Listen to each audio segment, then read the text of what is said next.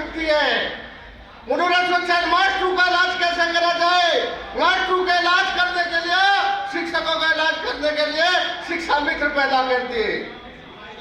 समझो बात को, हर कर्मचारी के लिए अगर कहीं कुछ है, स्वास्थ्य विभाग में, आंगनवाड़ियों के रूम में या किसी न किसी के रूम में फौजों को पैरामिलिट्री बोर्ड बनाएगा, ये बनाए गए सैनिक जो 55 साल के हैं, इनके रूप में हर जगह फूट करके डाल की चीज पैदा करना चाहिए। सरकार जो बोले एक्स्ट्रा महीने की स्वामी खड़ा कर दो, इनकी सारी कमी के लिए खड़ा कर दो।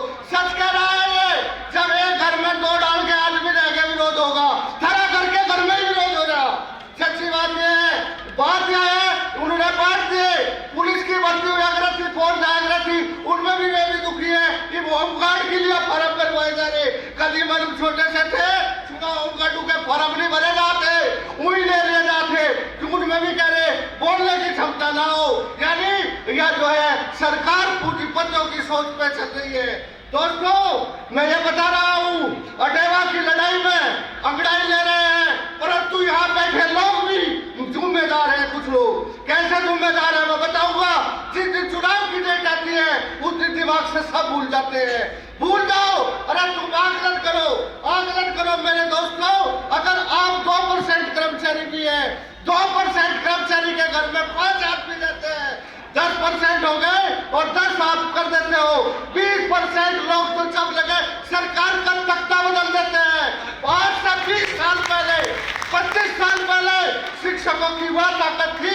शिक्षक ये कहते थे खड़ा होकर कि मैं पजामा ला दूं तो विधायक की इच्छा निकट पड़ते हैं। आज शिक्षक घर से बाहर नहीं निकल रहा।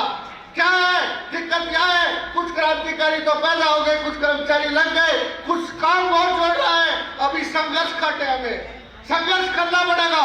ऐसे ही नहीं मिलती। कोई कहने लगा पेंशन ऐसे नहीं बनती। पेंशन तो 2 तरह के आदमी होते हैं, सिर का सौदा करके भी मिलती है, लड़ाई हक्की होती है, वाजिब होती है। अच्छे कानून भी तुमने देखा होगा। अगर संख्या कम हो और ताकत कम हो, लोग अजमाती रहती है।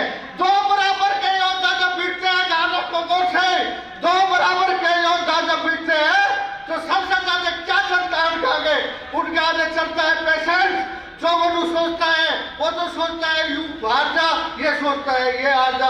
और जो पेशेंस रखकर लड़ने की कीमत रखता है, जिसने सोच लिया कुछ भी हो मुझे हटना नहीं, जिसके मन में ये दृढ़ निश्चय होगा दूसरे को अपने झंडे घेरने ही पड़ते हैं, उसकी बात माननी पड़ती है, कोई विजेता होता है।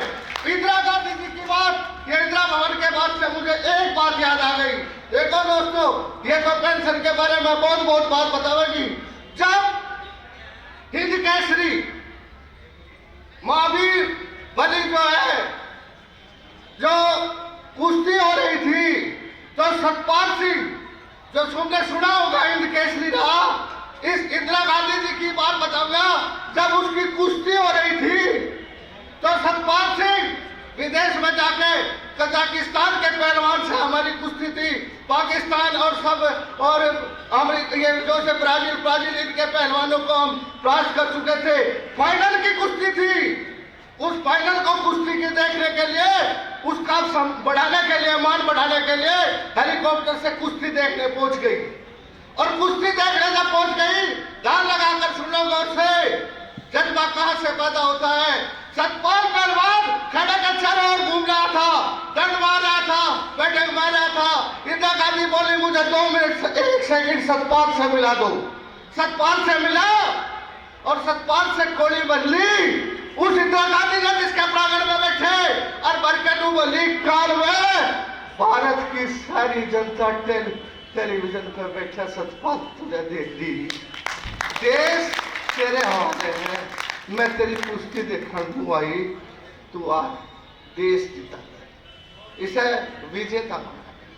साथियों, सतपाल सिंह का शुरू मैंने सुना, उन्होंने कहा ये आवाज ऐसा लगी मेरे दिमाग में घूम रही थी और मेरा खून का कण ऐसा तड़प रहा था जैसे कि आज मुकाबला बहुत टेढ़ा हो। और कुश्ती 5 मिनट की नहीं चली और कुश्ती खा के फोन पर देख लेना, 1.5 मिनट के अंदर ही सतपाल ने दूसरे पहलवान को सिर की दाढ़ पटक दिया और इंदिरा गांधी भाग के आई और गोली भर ली अपने उसकी, तो तुम चिंता मत करो, इस बंधु शास्त्र